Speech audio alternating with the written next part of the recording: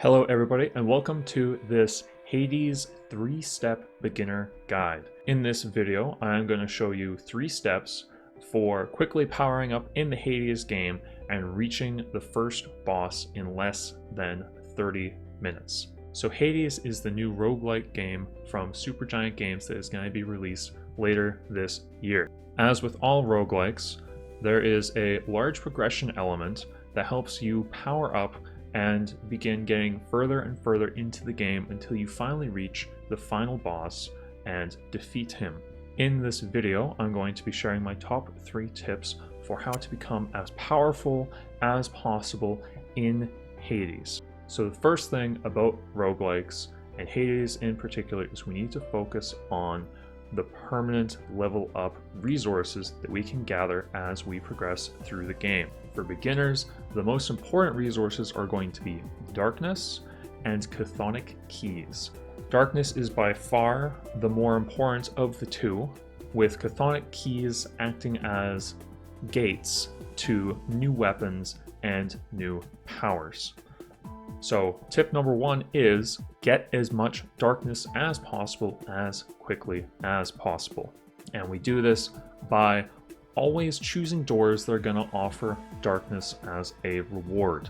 Don't worry about if you're at 5 health and you can go see Charon and heal, or you can go get darkness. Choose the darkness. It's not a big deal if you die. It's actually going to help you progress the story, and it's going to make your farming overall more efficient. We want to collect as much darkness in as short a time as possible, so prioritize darkness above your own life. You are the child of the god of the dead. You'll survive and be back. Now, one of the best ways to farm darkness is actually to make use of the Dark Thirst ability, which is the purple particle effect that appears around weapons. This buff is a flat 20% increase to the amount of darkness that you collect. Basically, what this translates to is every 5 darkness that you collect, you get a 6th for free. Now we'll notice that all the weapons, except for the sword, start off locked. And unfortunately, this Dark Thirst is going to appear on weapons that you don't have unlocked yet, which is where the chthonic keys come into play. When you don't have the option to collect darkness, collect keys instead if possible. Tip number 2 is unlock all the weapons first. Your first key should absolutely be invested in unlocking the Heartseeker bow. Not only is it a phenomenal weapon, but you have a much better chance of Dark Thirst appearing on one of the 2 weapons that you now have unlocked, and maybe you prefer a ranged style of combat to a close range style of combat. Typically, I find that when I have a ranged weapon, I can get a little bit further, so it's useful for farming when you are not able to select Dark Thirst on another weapon. So as you play through your runs, you should collect another 3 or 4 keys pretty easily.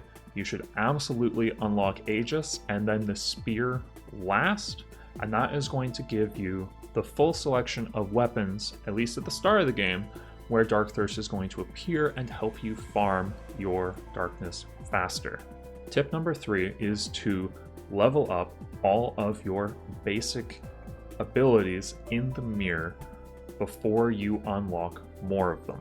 Personally, I prefer Chthonic Vitality because it helps you get further into a run. You can think of it as essentially increasing your max health. Yes, at level 1, it's only 1 health, but if you make it 5 rooms, that's 5 health. And when you reach that 6th room, that is 1 more hit than you would normally be able to take before dying. The second most important ability is absolutely Death Defiance.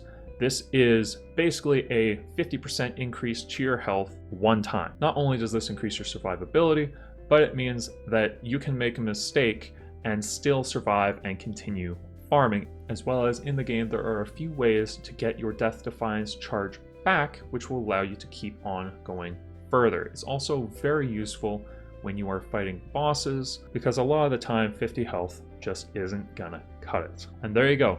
That is 3 tips for getting as strong as possible, as quickly as possible in Hades.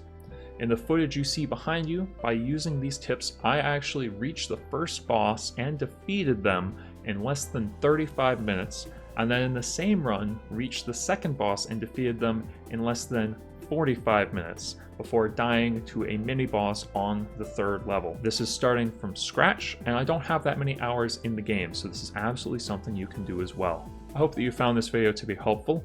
Let me know in the comments below what you wish you'd known when you started playing the game, and if you would like to see how I defeated the first boss and the second boss in less than an hour from the start of the game, there's a link to it in the description below. Thank you so much for watching, and good luck.